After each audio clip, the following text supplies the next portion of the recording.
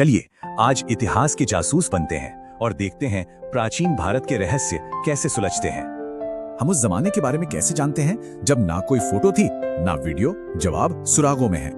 इतिहासकार एक जासूस की तरह इन्हीं सुरागों को जोड़कर अतीत की एक तस्वीर बनाते हैं। तो ये सुराग मिलते कहां से हैं? असल में इन्हें 3 बड़े हिस्सों में बांटा जा सकता है। चलिए पहले सुराग से शुरू करते हैं, लिखी हुई बातें यानी साहित्यिक स्रोत।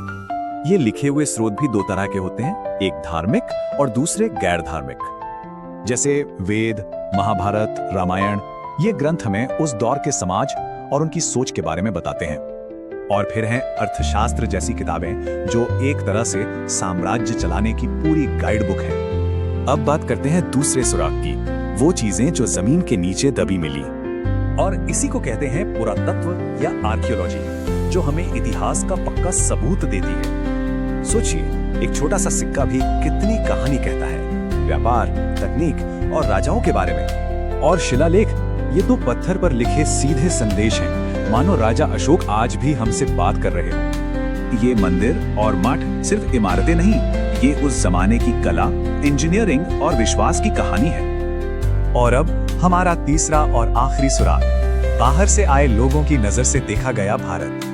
मेगास्थनीज, फाहियान, हुएनसांग, ये लोग उस समय के भारत के सबसे बड़े गवाह थे। हुएनसांग ने तो अपनी यात्रा में जो कुछ देखा सब अपनी डायरी में लिख डाला।